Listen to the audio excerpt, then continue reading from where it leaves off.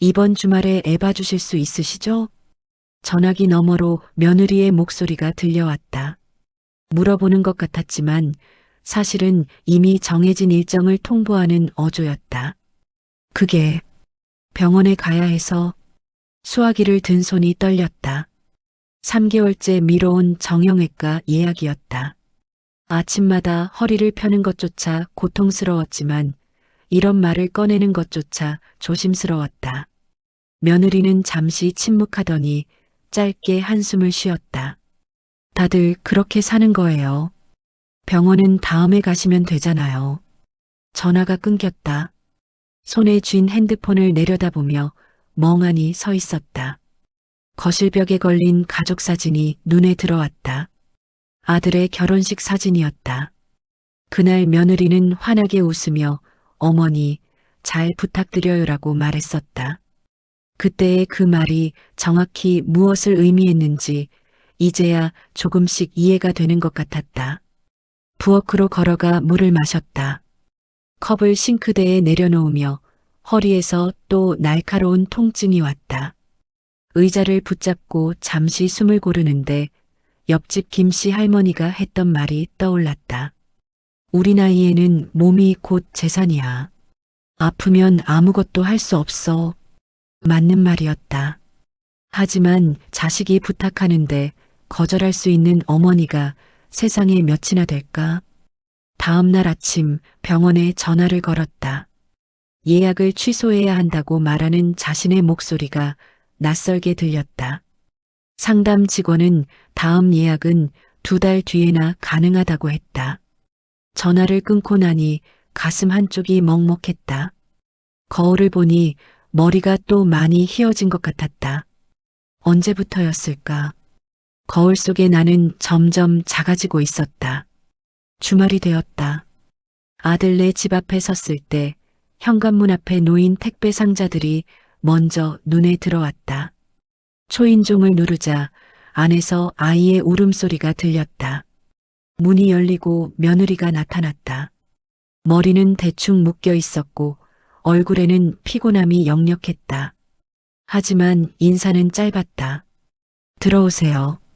현관을 들어서니 거실 바닥에는 장난감이 어지럽게 널려 있었다. 소파 위에는 빨래가 산처럼 쌓여 있었고 싱크대에는 설거지가 되지 않은 그릇들이 가득했다. 며느리는 가방을 챙기며 서둘러 외출 준비를 했다. 밥은 냉장고에 있는 거 데워 드시면 돼요. 저녁 8시쯤 들어올게요. 그리고 아들과 함께 황급히 집을 나갔다. 문이 닫히자 갑자기 고요해졌다. 아이는 소파에 앉아 태블릿을 보고 있었다. 할머니 왔어 하고 말을 걸었지만 아이는 화면에서 눈을 떼지 않았다.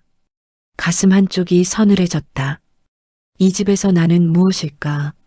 손님도 아니고 그렇다고 가족 같지도 않은 존재. 부엌으로 걸어가 냉장고를 열었다.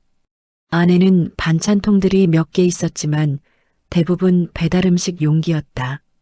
김치통을 꺼내 뚜껑을 여니 시큼한 냄새가 났다. 며칠은 된 것 같았다. 쌀통을 열어보니 쌀이 거의 바닥나 있었다. 한숨이 절로 나왔다. 아이에게 밥을 먹였다. 숟가락질도 서툴렀지만 며느리가 평소에 제대로 챙겨주는 건지 의문이 들었다. 아이는 먹다 말다를 반복했고 결국 반도 채 먹지 못했다. 설거지를 하려고 싱크대 앞에 섰을 때 허리에서 또 통증이 왔다. 잠깐만 쉬어야겠다고 생각하며 식탁 의자에 앉았다. 그때 현관문이 열렸다. 며느리가 뭔가를 가지러 다시 들어온 것이었다. 의자에 앉아있는 모습을 본 며느리의 표정이 굳었다. 쉬러 오신 건 아니시잖아요? 그 말이 귀를 때렸다. 얼굴이 화끈거렸다. 변명을 하려다가 입을 다물었다. 며느리는 필요한 물건을 챙겨 다시 나가버렸다. 문이 닫히는 소리가 유난히 크게 들렸다. 혼자 남겨진 거실에서 멍하니 앉아 있었다. 벽시계가 똑딱거리는 소리만 들렸다. 아이는 이미 방으로 들어가 문을 닫았다. 이 집에서 나는 정말 아무것도 아닌 존재구나. 그런 생각이 머릿속을 맴돌았다. 설거지를 마저 하고 거실을 정리했다. 장난감을 주우면서 무릎을 꿇었다 일어서기를 반복했다. 무릎에서도 소리가 났다. 몸 여기저기가 아팠지만 멈출 수 없었다. 이렇게라도 하지 않으면 이 집에 있을 이유가 없는 것 같았다. 오후 4시쯤 되자 아이가 배고프다고 했다. 다시 부엌으로 가서 간식을 준비했다. 과일을 깎아주려는데 손이 떨렸다. 칼질을 하다가 그만 손가락을 베고 말았다. 피가 났다. 휴지로 감싸고 지혈을 했지만 눈물이 핑 돌았다. 아픈 건 손가락이 아니었다. 저녁 6시가 넘어서야 아들과 며느리가 돌아왔다. 둘 다 쇼핑백을 들고 있었다. 백화점에 다녀온 것 같았다. 며느리는 가방을 소파에 던지며 말했다. 오늘 세일해서 좀 샀어요. 아들은 거실을 둘러보더니 고개를 끄덕였다. 어머니, 정리 잘하셨네요. 그 말에 대답 대신 작게 웃었다. 칭찬인지 당연하다는 말인지 구분이 안 됐다. 며느리는 부엌으로 들어가더니 냉장고를 열어 물을 마셨다. 그리고 돌아서며 물었다. 저녁은 뭐 해드릴까요? 아니, 괜찮아. 집에 가서 먹을게. 며느리는 아무렇지 않게 고개를 끄덕였다. 배웅도 없이 현관문을 열고 나왔다. 엘리베이터를 타고 내려오면서 핸드폰을 꺼냈다. 아들에게서 온 메시지도 없었다. 집에 돌아와 불을 켰다. 텅 빈 거실이 쓸쓸하게 느껴졌다. 소파에 앉아 가방을 내려놓으니 온몸이 묵직했다. 허리, 무릎, 어깨, 아프지 않은 곳이 없었다. 부엌으로 가서 찬장을 열었다. 반찬통 몇 개가 덩그러니 놓여 있었다. 혼자 먹기에는 너무 많이 만들어둔 나물이었다. 밥을 차리고 상을 받았다. 혼자 먹는 밥상은 언제나 작았다. 젓가락을 들었지만 입맛이 없었다. 며느리가 했던 말이 계속 귓가에 맴돌았다. 쉬러 오신 건 아니시잖아요. 그 말이 가슴에 비수처럼 박혔다. 밥을 몇 숟갈 뜨다가 그만 젓가락을 내려놓았다. 눈물이 났다. 참으려 했지만 자꾸만 눈물이 흘러내렸다. 손으로 얼굴을 가렸지만 어깨가 떨렸다. 평생 가족을 위해 살았다고 생각했는데 정작 나는 이 가족에게 무엇이었을까? 한참을 울고 나서야 겨우 정신을 차렸다. 얼굴을 씻고 거울을 봤다. 눈이 퉁퉁 부어 있었다. 거울 속 모습이 낯설었다. 언제부터 이렇게 늙어버린 걸까? 언제부터 내 감정은 뒷전이 된 걸까? 그날 밤 잠을 이룰 수 없었다. 천장을 보며 지난 시간들을 떠올렸다. 아들을 낳고 키우던 시절, 남편이 일찍 세상을 떠나고 혼자 아들을 키우던 시절, 아들이 대학에 가고 취업을 하고 결혼을 하던 시절, 모든 순간이 아들을 위한 것이었다. 내 인생은 항상 누군가를 위한 것이었다. 새벽 4시가 되어서야 잠이 들었다. 그리고 아침 8시에 전화벨 소리에 깼다. 아들이었다. 잠결에 전화를 받았다. 어머니, 다음 주말에도 아이 좀 봐주실 수 있으세요? 정신이 번쩍 들었다. 대답이 나오지 않았다. 아들은 기다리다가 다시 물었다. 어머니? 생각 좀 해보고 연락할게. 전화를 끊었다. 아들은 잠시 당황한 듯 했지만 더 이상 묻지 않았다. 전화기를 내려놓고 이불을 뒤집어 썼다. 가슴이 두근거렸다. 생전 처음으로 아들의 부탁을 거절하지 않았지만 그렇다고 들어주지도 않았다. 이 어정쩡한 대답이 무엇을 의미하는지 스스로도 알 수 없었다. 며칠이 지났다. 아들에게서 다시 전화가 왔다. 이번에는 받지 않았다. 문자가 왔다. 어머니, 괜찮으세요? 연락 주세요. 문자를 보고도 답장을 하지 않았다. 그렇게 사흘이 지났다. 목요일 저녁 현관 초인종이 울렸다. 누굴까 싶어 문을 열었더니 아들이 서 있었다. 손에는 과일 바구니를 들고 있었다. 예고 없이 찾아온 것은 오랜만이었다. 들어와. 거실로 안내했다. 아들은 소파에 앉으며 주위를 둘러봤다. 집안은 깨끗했다. 언제나처럼 정돈되어 있었다.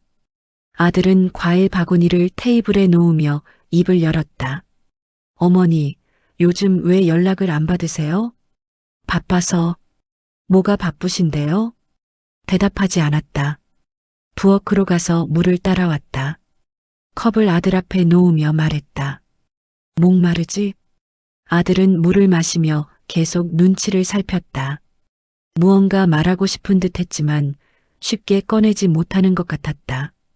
한참을 침묵이 흐르다가 아들이 먼저 말했다. 지난주에 서운하셨어요? 그 질문에 가슴이 철렁했다. 서운했냐고? 그게 전부였을까? 고개를 들어 아들을 똑바로 봤다.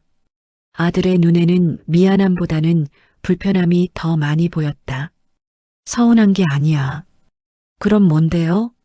외로웠어. 아들의 표정이 굳었다. 예상치 못한 대답이었던 것 같았다. 입술을 달싹이다가 말했다. 외롭다니. 그게 무슨. 너희 집에 가면 난 투명인간 같아. 필요할 때만 불리는 사람. 아들은 고개를 저었다. 그렇게 생각하시면 안 되죠. 가족인데. 가족? 되묻는 목소리에 힘이 들어갔다. 아들은 당황한 듯 말을 더듬었다.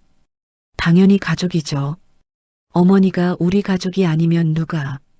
그래, 가족이지. 하지만 난 너희 집에서 가족으로 대접받는 것 같지 않아. 아들의 얼굴이 붉어졌다. 화가 난 건지 부끄러운 건지 알 수 없는 표정이었다. 한참을 망설이더니 말했다. 와이프가 좀 예민해서 그래요. 요즘 회사 일도 힘들고. 그건 내 와이프 얘기고 너는 어떤데? 저요? 응. 넌 옆에서 핸드폰만 보고 있더구나. 내 어머니가 힘들어하는데. 아들은 변명을 늘어놓았다. 바빴다고 몰랐다고 와이프와의 사이가 요즘 안 좋아서 건드리기 싫었다고. 듣다 보니 화가 치밀어 올랐다. 하지만 소리를 지르지 않았다. 조용히 말했다. 너를 키울 때 말이야. 아들이 입을 다물었다. 너를 키울 때 나는 한 번도 바빠서 못 챙겼다는 말을 한 적이 없어. 내 아빠가 돌아가시고 혼자 너를 키울 때도. 아들의 눈빛이 흔들렸다.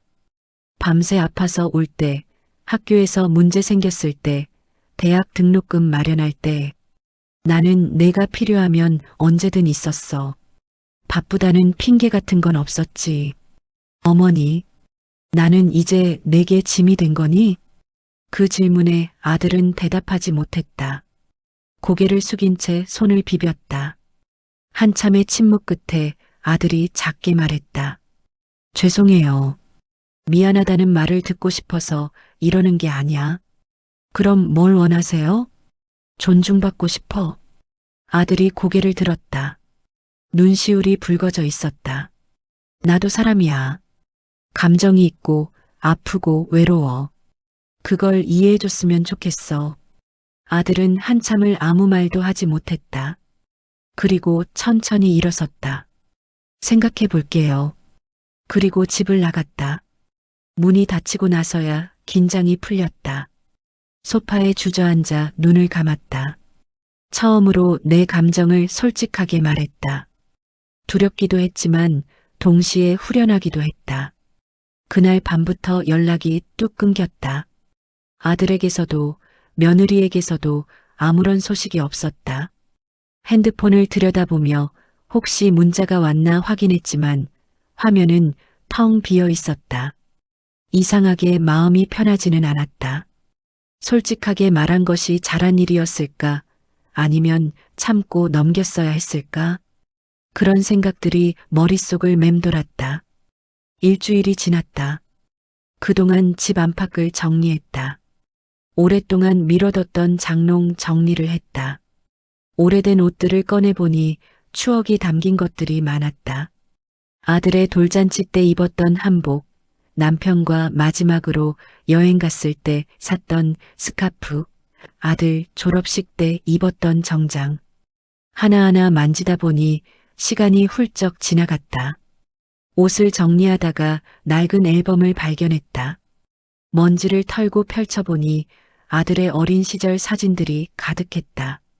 100일 사진, 첫돌 사진, 유치원 입학 사진. 사진 속 아들은 환하게 웃고 있었다. 옆에는 젊은 시절의 내가 있었다. 그때는 힘들었지만 행복했다. 아들이 전부였고 아들의 웃음이 내 기쁨이었다. 사진을 보다가 눈물이 났다. 그때 그 아이가 지금의 어른이 되었구나.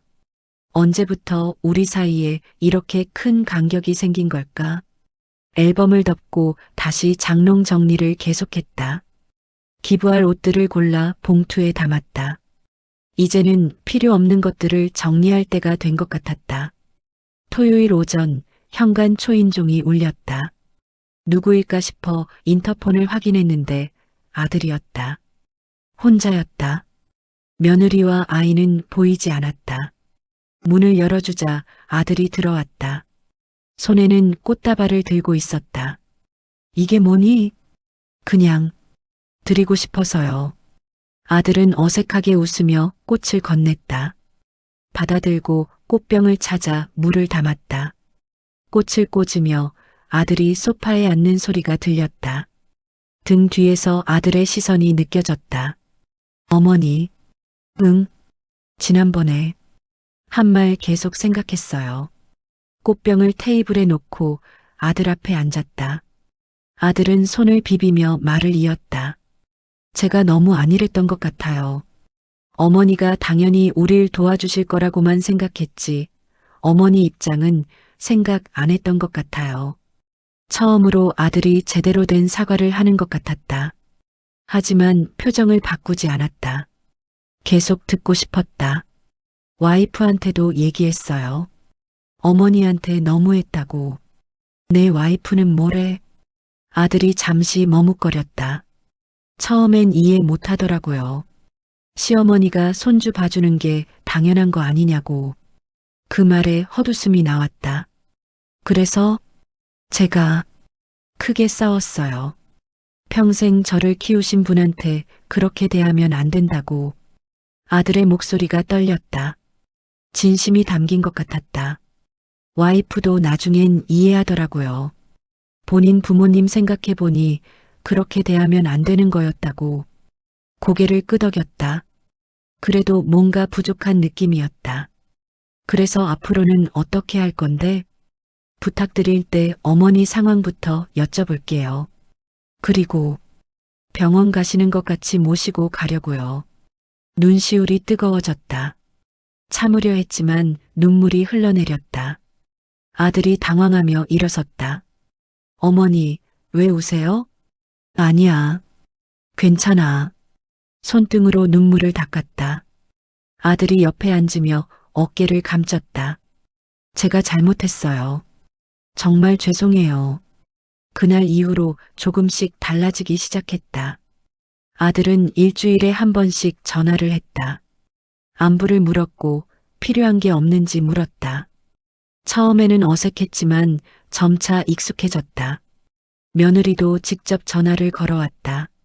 목소리는 여전히 딱딱했지만 예전보다는 나아진 것 같았다. 어머니, 지난번에는 제가 말을 함부로 했어요. 괜찮아. 다 지난 일이야. 아니에요. 생각해보니 제가 너무 심했어요. 어머니도 아프신데. 며느리의 사과를 들으며 조금은 마음이 풀렸다. 완전히 용서가 된 건 아니었지만 노력하려는 모습이 보였다. 앞으로는 미리 여쭤볼게요. 갑자기 부탁드리지 않을게요. 그래. 그렇게만 해줘도 좋겠구나. 전화를 끊고 나서 한숨을 쉬었다. 관계가 회복되는 건 쉬운 일이 아니었다. 하지만 시작은 된 것 같았다. 다음 주 화요일 아들이 차를 몰고 집 앞에 왔다. 정형외과 예약을 다시 잡았다고 했다. 함께 병원에 갔다. 대기실에서 기다리는 동안 아들은 옆에 앉아 있었다. 핸드폰을 보지 않았다. 그냥 옆에 있어줬다. 진료를 받았다. 의사는 허리 상태가 좋지 않다고 했다. 물리치료를 받아야 한다고 했다. 처방전을 받아들고 나오는데 아들이 물었다. 물리치료 언제 받으세요? 제가 모시고 올게요. 괜찮아. 혼자 갈 수 있어. 아니에요. 제가 모시고 올게요. 아들의 단호한 말에 더 이상 거절하지 않았다. 차를 타고 집으로 돌아오는 길, 차창 밖을 보며 생각했다. 이렇게 작은 변화들이 쌓이면 언젠가는 예전처럼 돌아갈 수 있을까? 집 앞에 내려주며 아들이 말했다. 어머니, 이번 주말에 저희 집에서 식사 같이 해요. 그래도 돼? 당연하죠. 와이프가 어머니 좋아하시는 거 만들겠대요. 고개를 끄덕였다. 차에서 내려 현관으로 걸어가는데 아들이 창문을 내리고 소리쳤다. 어머니 사랑해요. 뒤돌아보니 아들이 환하게 웃고 있었다. 손을 흔들어주고 집으로 들어갔다. 문을 닫고 나서야 웃음이 나왔다. 언제 저렇게 컸을까? 저 아이가 주말이 되었다. 아들네 집에 가는 길이 예전과는 달랐다. 마음이 무겁지 않았다. 초대받아서 가는 기분이었다. 현관문을 열자 며느리가 앞치마를 두르고 나왔다. 어머니, 오셨어요? 응. 뭐 도와줄까? 아니에요. 오늘은 편히 쉬세요. 거실로 안내받았다. 소파에 앉으니 아이가 달려왔다. 할머니, 아이가 안겼다. 처음으로 반갑게 맞아주는 것 같았다. 아이를 안고 있으니 마음이 따뜻해졌다. 며느리는 부엌에서 분주하게 움직였고 아들은 테이블을 세팅하고 있었다. 어머니 앉으세요. 식탁에 앉았다. 상에는 정성스럽게 차린 음식들이 놓였다. 갈비찜, 나물, 전, 탕. 좋아하는 음식들이었다. 며느리가 앞치마를 벗고 앉으며 말했다. 입에 맞으실지 모르겠어요. 아니야. 맛있어 보인다. 함께 식사를 했다. 오랜만에 가족이 함께 모여 밥을 먹는 느낌이었다. 아들은 반찬을 계속 권했고 며느리는 국을 더 떠주었다. 아이는 옆에서 제잘거렸다. 이런 게 가족이구나. 그런 생각이 들었다. 식사를 마치고 차를 마셨다. 거실에 앉아 이야기를 나눴다. 아들은 회사 이야기를 했고 며느리는 아이 학교 이야기를 했다. 자연스러운 대화였다. 억지로 만든 분위기가 아니었다. 어머니, 다음 주에 아이 소풍 가는데 같이 가실래요? 며느리의 제안에 놀랐다. 내가 가도 돼? 물론이죠. 아이도 할머니랑 가고 싶대요. 아이가 고개를 끄덕였다. 웃음이 나왔다. 그럼 가야지. 저녁을 먹고 집으로 돌아왔다. 아들이 차로 바래다 줬다. 현관 앞에서 내리며 말했다. 오늘 좋았다. 저도요. 자주 오세요. 그래. 그럴게. 집에 들어와 불을 켰다. 텅 빈 집이었지만 예전처럼 쓸쓸하지 않았다. 소파에 앉아 오늘을 돌아봤다. 솔직하게 말하길 잘했구나. 그런 생각이 들었다. 핸드폰을 꺼내 메시지를 확인했다. 아들에게서 온 문자가 있었다. 어머니, 오늘 와주셔서 감사했어요. 사랑합니다. 문자를 보며 미소를 지었다. 답장을 보냈다. 나도 사랑한다. 며칠 뒤 동네 슈퍼에 장을 보러 갔다. 계산대에서 줄을 서 있는데 뒤에서 누가 말을 걸었다. 김씨 할머니 아니세요? 돌아보니 같은 동네에 사는 박씨 할머니였다. 오랜만에 보는 얼굴이었다. 어머, 박씨. 오랜만이네. 그러게요.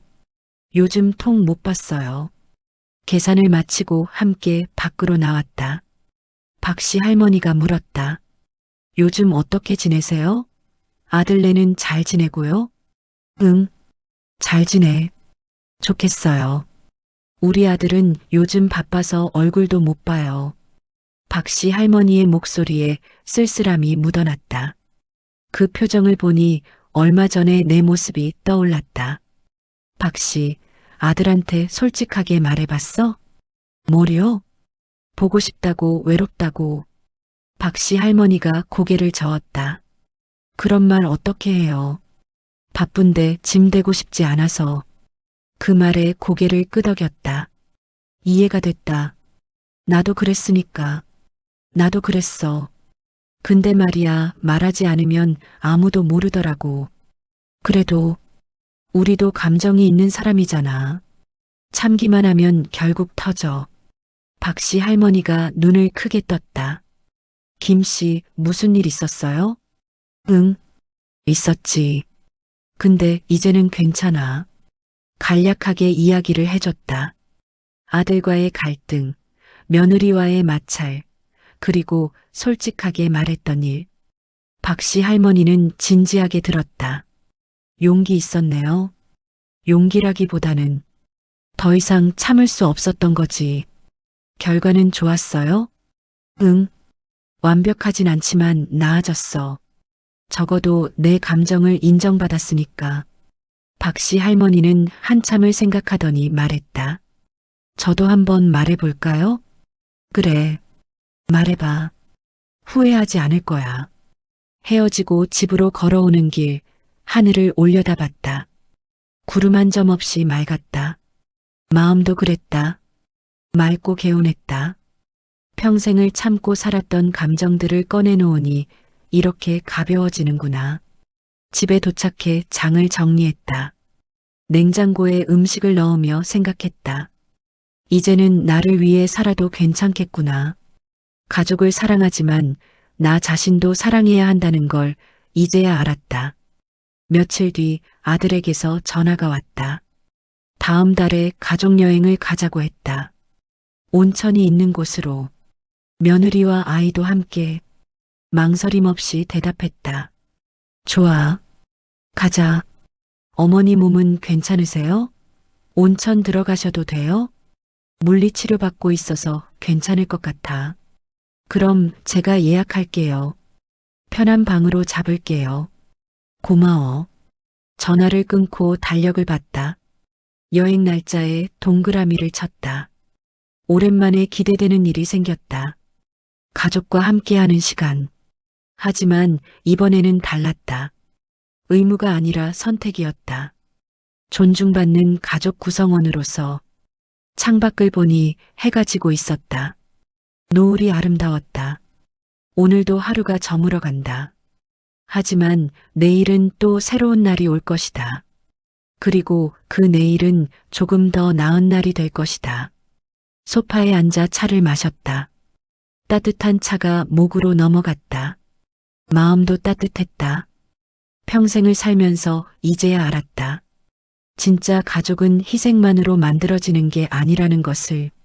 서로의 감정을 존중하고 솔직하게 말하고 이해하려는 노력이 필요하다는 것을. 늦었지만 괜찮았다. 아직 시간은 있었다. 남은 인생을 후회 없이 살 수 있을 것 같았다. 나를 위해, 그리고 진짜 가족을 위해. 구독과 좋아요 터치하면 행운이 찾아옵니다.